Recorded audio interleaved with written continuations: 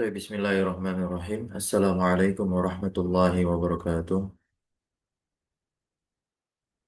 Innal hamdalillah nahmaduhu Waalaikumsalam warahmatullahi wa nastaghfiruh wa natubu ilayhi wa na'udzu billahi min shururi anfusina wa sayyiati a'malina man yahdihillahu fala mudilla lahu wa man yudlil fala hadiya lahu.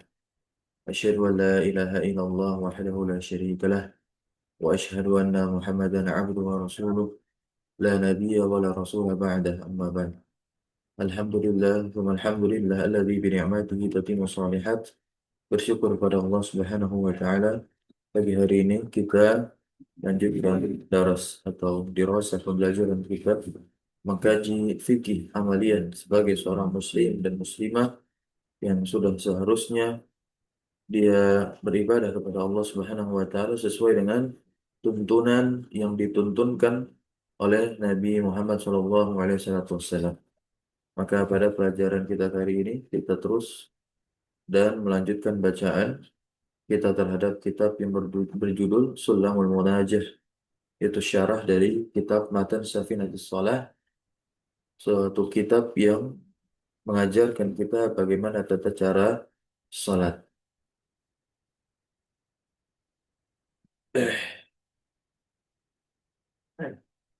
Kita akan langsung masuk kepada substansi bahasan fikih, yaitu syarat sah salat.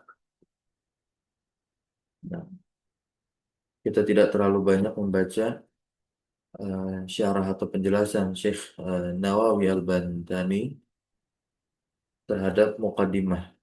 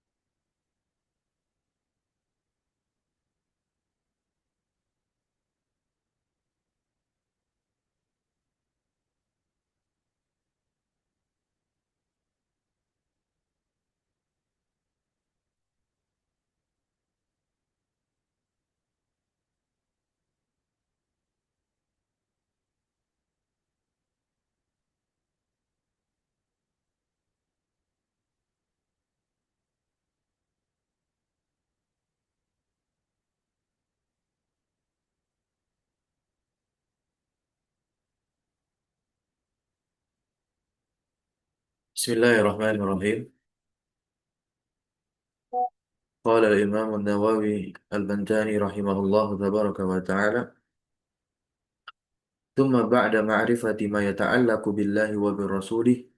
Kemudian ba'da setelah ma'rifah mengetahui ma yata'allaqu billahi, apa yang berkaitan billahi dengan Allah wa bi rasulih, dengan rasulnya, yajibu alaihi, wajib atasnya, wajib atas kulli muslimin balighin akilin, yaitu wajib atas setiap muslim yang baligh, akil yang berakal, ayyata'allama syurutas salah, hendaknya dia itu mempelajari syarat-syarat salat, wa arkanaha, dan rukun-rukun salat, wa mubtilatiha, dan pembatal salat.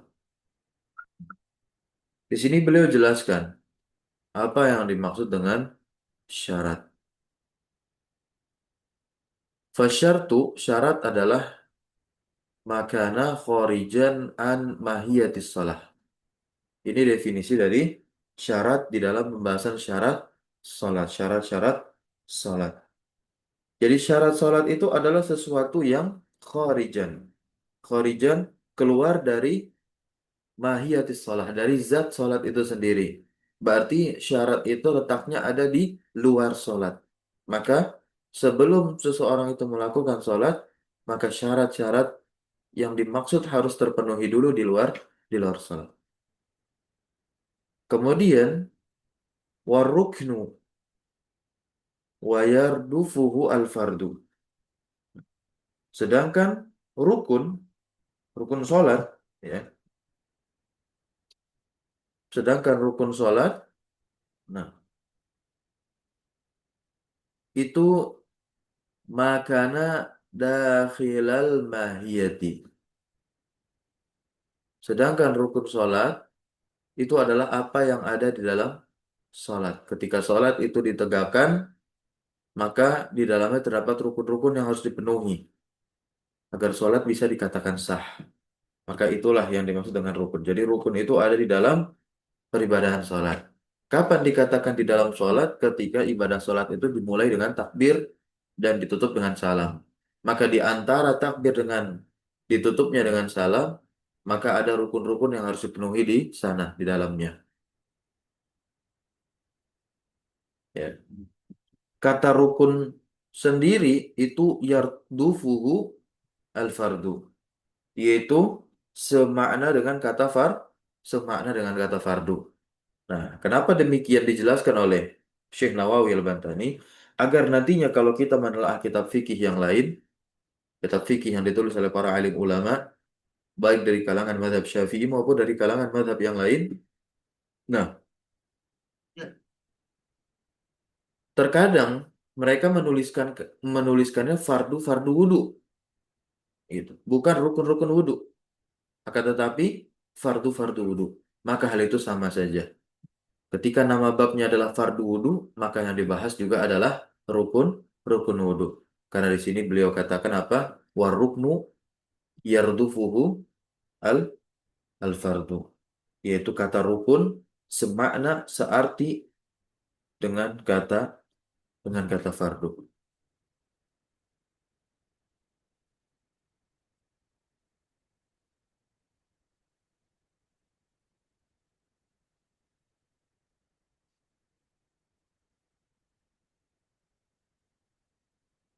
Fasyurutuha ithna asyarah.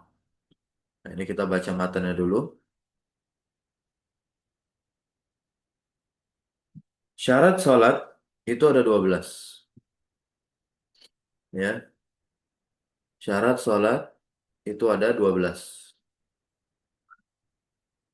Yang pertama, ala awwalu, yaitu taharatus saubi wal badani wal makani minan najasati.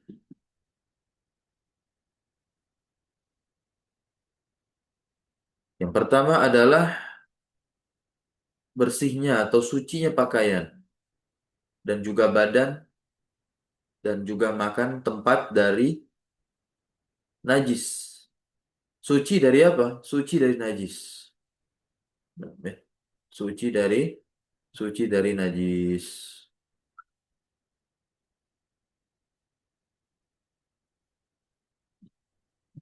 Wahia al-khamru. Wahia al-khamru. Nah, di antara najis itu adalah apa? Khamr. Sekarang kita lihat di sini penjelasannya. Fasyurutuha ay as-salah. Yang dimaksud dengan syarat-syaratnya ini maksudnya adalah syarat-syarat salat. Nah, ya. Yang pertama adalah suci pakaian dan juga apa badan tadi ya. Nah, kita baca di sini al-awalu taharatus saubi wa ghairihi. Termasuk kesucian pakaian, termasuk dari kesucian pakaian itu adalah kesucian benda yang terbawa oleh pakaian. Min kulli mahmulin, yaitu dari setiap mahmul yang dibawa lahu pada pakaian tersebut. Wa mulakin lidzalikal mahmul. Maupun pada benda yang atau yang menempel pada benda yang terbawanya maka juga harus suci. Maka ini yang dimaksud dengan thaharatus saub, sucinya pakaian. Ya, ini syarat pertama, sholat itu bisa dikatakan sah. Ingat syarat berarti dia harus dipenuhi di luar sholat terlebih dahulu. Namanya yaitu taharatu Saub.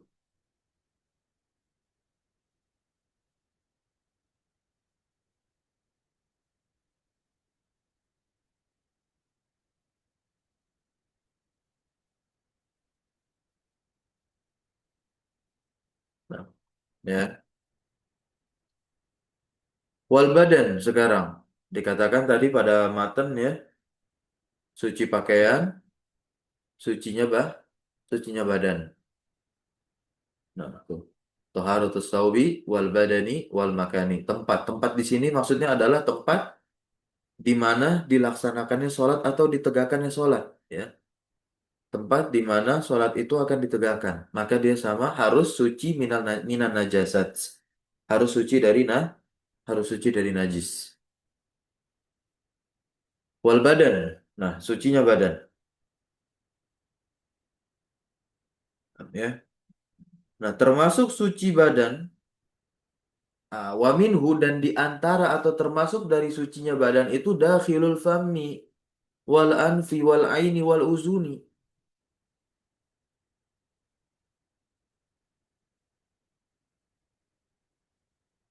Yang termasuk dari sucinya badan juga itu adalah bagian dalam mulut. Dakhilul fami, bagian dalam mulut. Maka ya itu dibersihkan bagian dalam mulut. Bagian dalam mulut dibersihkan. Kemudian juga hidung. Nah, ya. Serta apa? Serta mata. Kemudian juga apa? Teli, telinga. Nah, betul-betul betul-betul dibersihkan mata tersebut ya. Apakah ada beleknya gitu. Telinga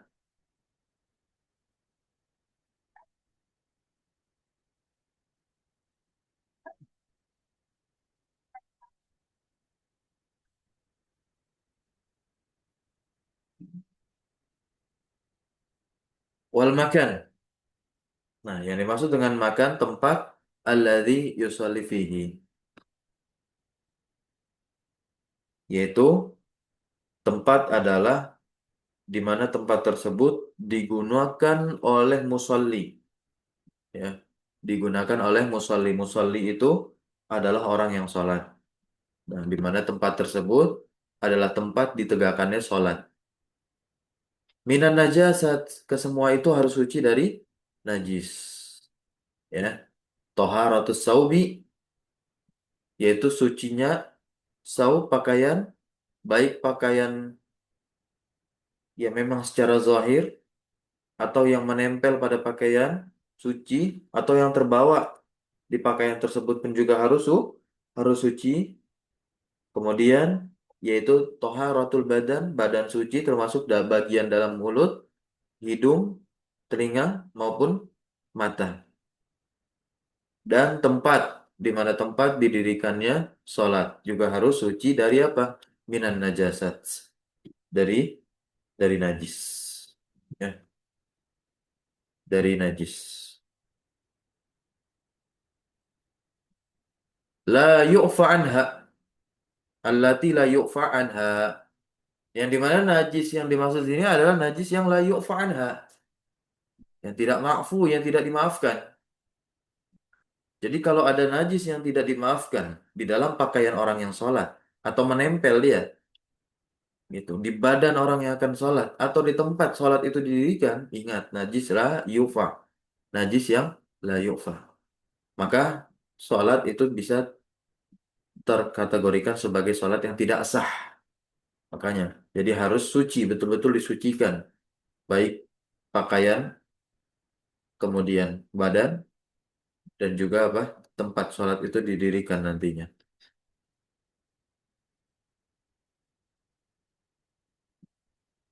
An-najasat, najis. Apa itu najis? Nah, di sini beliau mendefinisikan najis. Syekh Nawawi Al-Bantani berkata, rahimahullah, mustaqdzarun. Ya, najis itu adalah mustaqdzarun, yaitu sesuatu yang dianggap menjijikan. Mustaqzar itu artinya adalah yang dijijikkan, menjijikkan. Ya. Yamna'u, di mana hal tersebut selain menjijikan juga mencegah sihatas sholah, yaitu mencegah keabsahan sholat, mencegah sahnya sholat bihaitsu la murakhis. Ya. Dari sisi tidak ada hal yang membolehkan. Dari sisi tidak ada hal yang membolehkan. Maksudnya apa? Karena sholat disertai najis, maka tidak boleh. Karena sholat tersebut kalau disertai najis tidak sah. Dikatakan tadi, wahya al-khamru faminha. Nah, di antara yang termasuk najis, di antara yang termasuk najis itu adalah al al-khamru, yakni khamr. Jadi khamr itu termasuk termasuk najis. Walau min nahwi zabibin wa tamrin wa habbi qar'in. Meskipun si khamar tersebut dibuat dari bahan yang semisal anggur ya, zabib, kemudian tamar kurma, kemudian adalah habbi qar'in. Habbi qar'in itu ya biji labun, ya hab itu artinya biji, habun. Nah,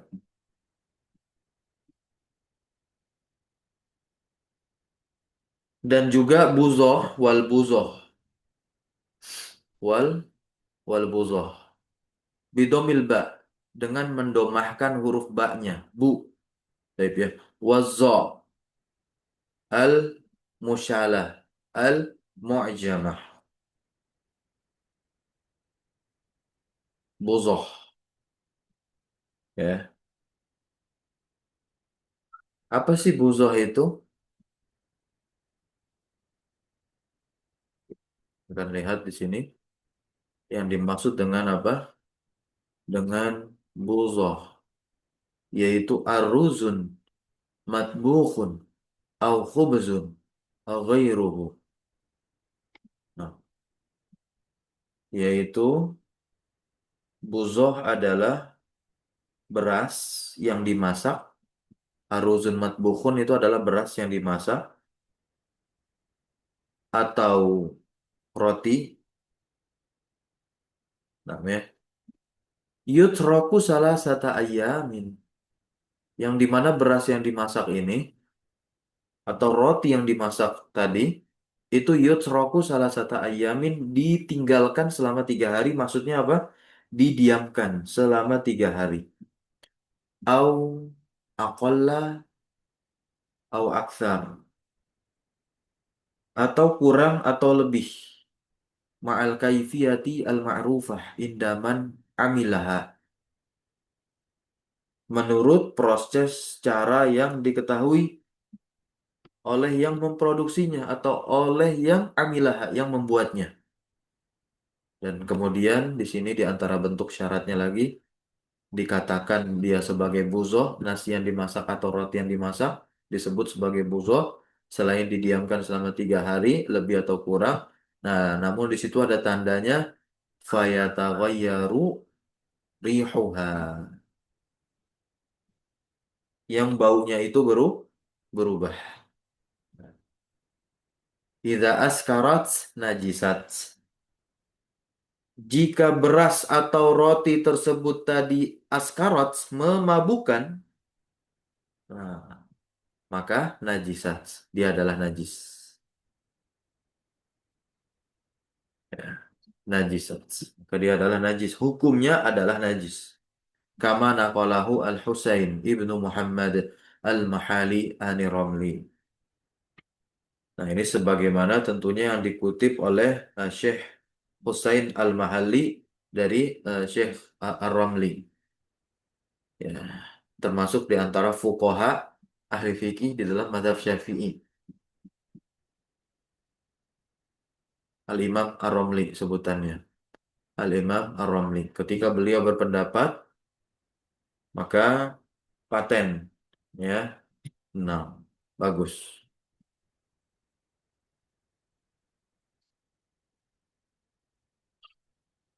Kemudian wal baul wal ghaid wal raus.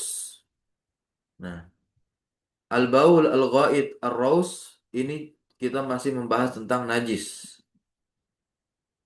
Ya. Maka ini termasuk apa? Najis. Sama seperti khomer. Karena kita masih berada di syarat yang pertama. Sucinya pakaian, sucinya badan, sucinya tempat didirikannya sholat dari najis. Nah, maka kalau kita ingin menyucikan tiga hal tadi sebelum melakukan sholat dari najis, kita harus tahu dulu najis-najis itu apa saja. Najis yang dimaksud adalah la yu'fa, yang tidak dimaafkan. Maka di antara najis yang tidak dimaafkan itu adalah khomat dengan penjelasan tadi, ya, yaitu najis khomer, khomer yang dibuat dari bahan anggur, kurma, nah ya, yang termasuk dari itu juga ada buzoh. Buzoh adalah nasi yang dimasak, kemudian roti yang dimasak, didiamkan selama 3 hari, kemudian berubah aromanya, rihuha yataghayyar, berubah aromanya, kemudian dia membuat mabuk, ya, atau memabukkan sifatnya, maka dia najis, maka dihukumi menjadi apa? Najis. Wal baul, ya, wal baul.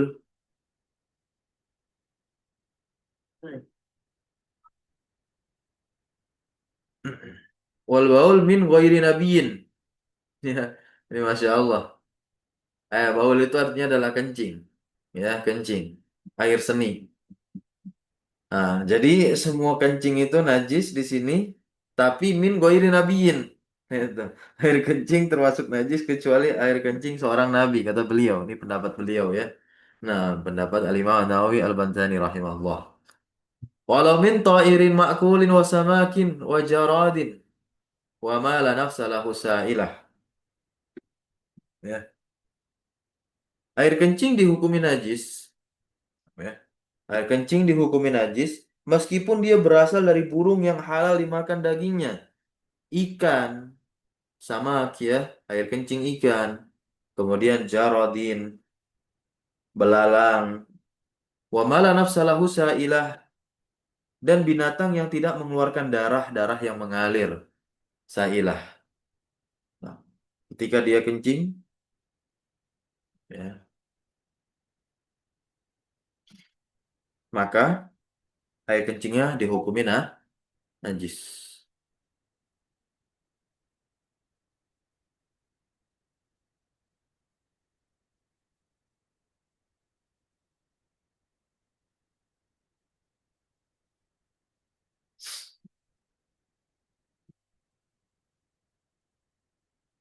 Wal hasatu allati takhruju ma'al bauli. Nah, hasoh. Adapun batu-batu kecil, batu-batu kecil, begitu. Allati yang takhruju, yang dia itu keluar ma'al baul bersamaan dengan air kencing, au ba'dahu, atau setelahnya ahyanan kadang-kadang, nahkumu binajasatiha. Kami, maka tentunya di sini adalah para ulama fikih, para fuqaha, khususnya Syafi'iyah dalam mazhab Syafi'i, in akhbara man yuqbalu khabaruhu min ahlil khibarah bi annaha tadawwalat min najasin au najisin. Nah, yang dimana kami para fuqaha menghukuminya sebagai najis. Apabila akhbaro, para ahli fikih, para fuqaha itu menginformasikan, mewartakan, memberitakan man yuqbalu khobaruhu. Ya. Kalau batu-batu kecil tersebut berasal dari najis min ahlil khibrah. Wa illa, wa illa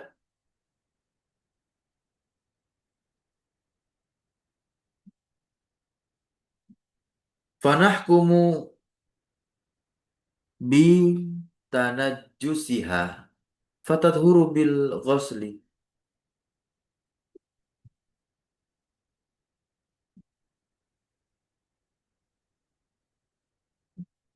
Tetapi jika mereka memberitahukan kalau batu kecil tadi itu tidak berasal dari najis, maka kami menghukumnya sebagai mutanajis. Ya, mutanajis. Tanaj, tanajus. Tanajus berarti mutanajis. Apa itu mutanajis? Ya, ini silahkan dicatat. Mutanajis itu adalah sesuatu yang hanya terkena najis, dapat disucikan dengan cara dibasuh. Berbeda dengan istilah najis. Karena kalau istilah najis, maka itu adalah sesuatu yang najis secara zatiah, zatnya. Yang tidak dapat disucikan lagi dengan dibasuh. Nah, ya. Jadi ada benda-benda ketika sudah terkena najis, maka dia tidak bisa disucikan.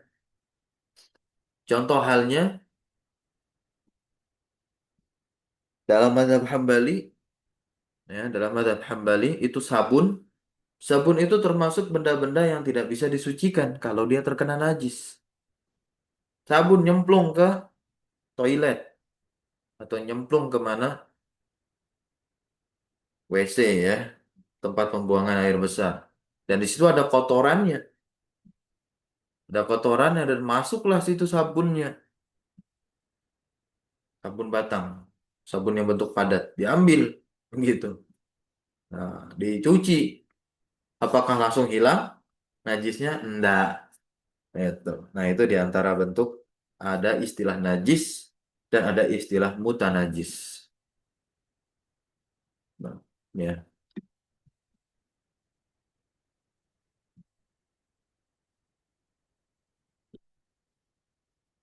Wal ghaid.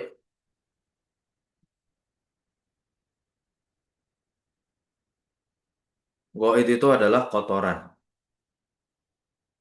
ya, kotoran. Telek, orang Jawa bilang telek ya. Atau biasa dalam bahasa kasar dalam tanda kutip adalah tai gitu. Nah, ghaid, ghaid.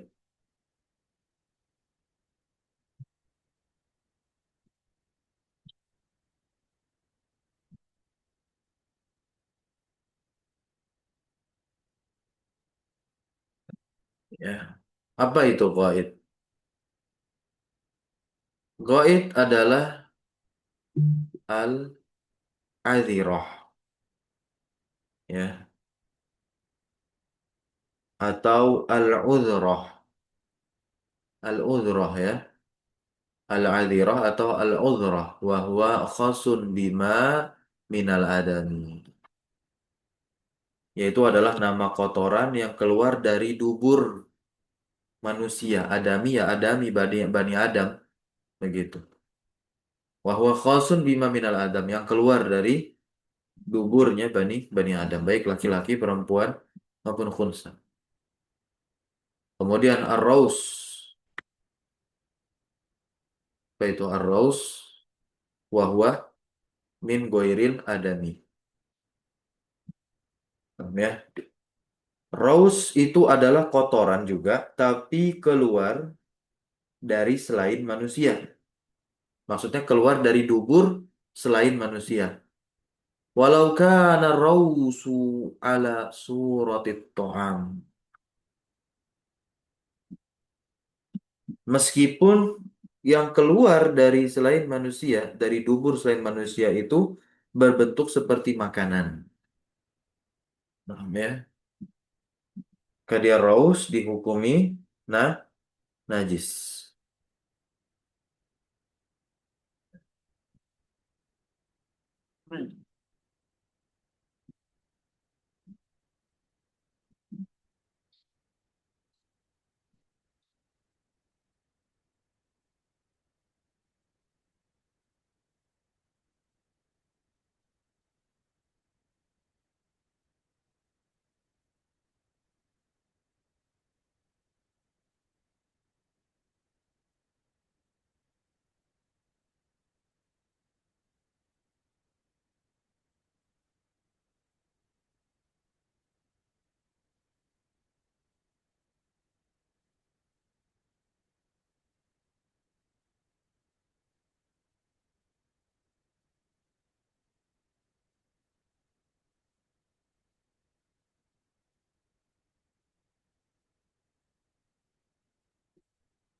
Nah, dalam hal ini bagaimana dengan kasus kopi luwak? Ya, kopi luwak itu biji luwak. Ya. Ada yang menyatakan dan mewartakan sampai kepada kami, ya, itu adalah biji kopi yang dikonsumsi oleh luwak, kemudian keluar melalui duburnya. Ya.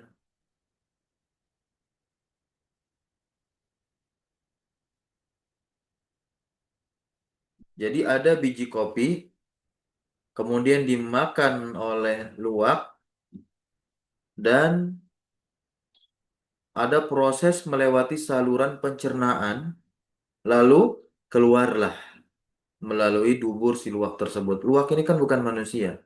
Apakah dia termasuk paus? Ya, bagaimana pandangan para fuqaha terkait sisi hukum fikihnya? Nah, jadi untuk menjawab persoalan tersebut, kita harus melihat status hukum kopi luwak, biji kopi luwak terlebih dahulu, karena yang menjadi persoalannya itu ada pada biji kopi luwaknya. Jadi dalam pandangan para ulama, khususnya adalah para fuqaha dari mazhab Syafi'i, jika ada binatang yang memakan biji, kemudian biji itu keluar dari perutnya dalam keadaan utuh, perhatikan baik-baik, dalam keadaan utuh, maka dalam konteks ini itu perlu dilihat secara detail. Jika kekerasan biji itu masih tetap terjaga, sehingga bisa ditanam, kemudian ketika ditanam bisa tumbuh, maka status hukum biji tersebut adalah suci. Akan tetapi wajib dicuci bagian luarnya, karena memang sudah bersentuhan dengan najis, kan berbarengan keluar dari dubur.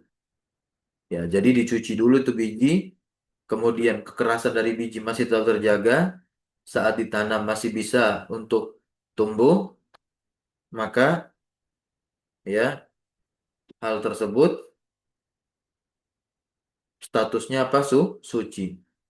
Hal ini sebagaimana dijelaskan oleh Al-Imam An-Nawawi, ya, bukan Syekh Nawawi Al-Bantani, bukan. Nah, ya, yaitu Muhyiddin Syaraf An-Nawawi di dalam kitab beliau Al-Majmu' Syarhul Muhadzab di juz yang kedua. Beliau mengatakan qala ashabuna, para sahabat kami rahimahullah, yang dimaksudkan oleh beliau adalah para fuqaha dari kalangan mazhab Syafi'i.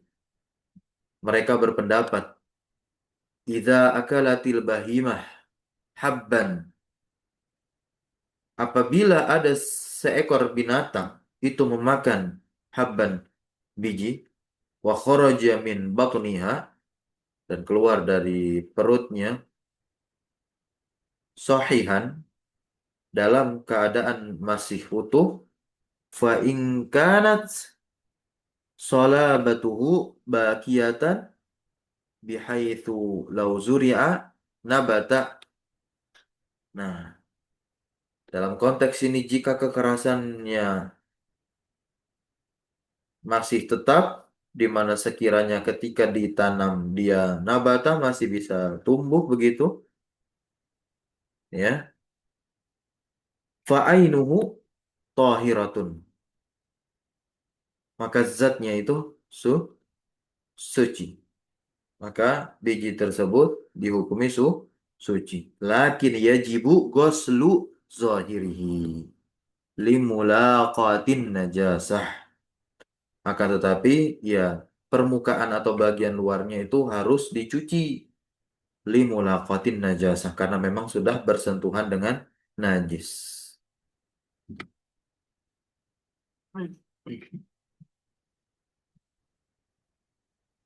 Jadi itu di antara syaratnya.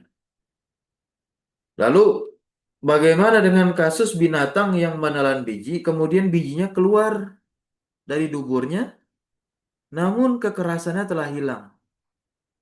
kekerasan biji tersebut sudah hilang nih pas keluar dari dubur si binatang. Sehingga ketika ditanam tidak tumbuh.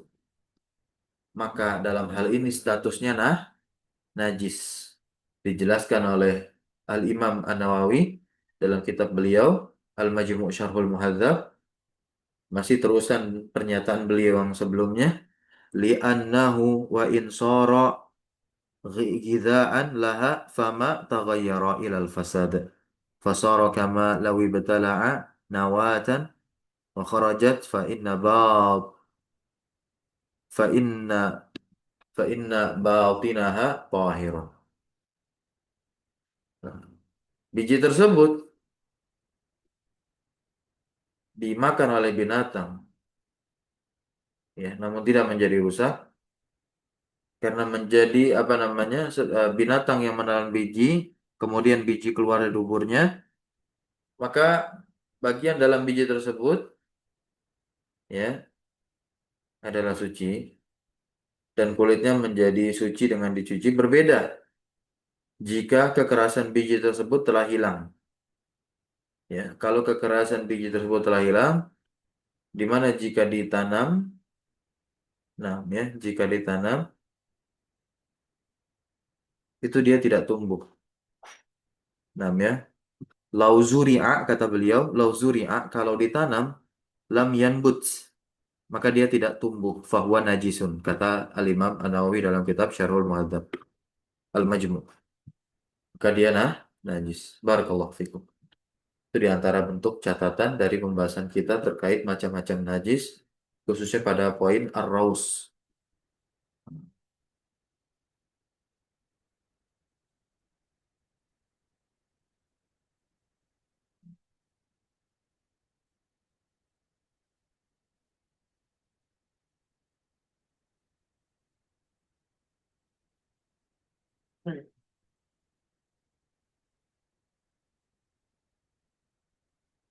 Baik, kita cukupkan dulu pertemuan kita pada hari ini. Setelah kita akan lanjutkan di pertemuan berikutnya, masih tentang macam-macam najis. Kita belum selesai membahas macam-macam najis. Subhanakallahumma bihamdika asyhadu an la ilaha illa anta astaghfiruka wa atubu ilaik. Sallallahu alaihi wasallam ala nabiyina Muhammadin. Walhamdulillahi rabbil alamin. Syukran jazakumullahu khairan ala hudrikum. Barakallahu fiikum. Wassalamualaikum warahmatullahi wabarakatuh. Waalaikumsalam warahmatullahi wabarakatuh.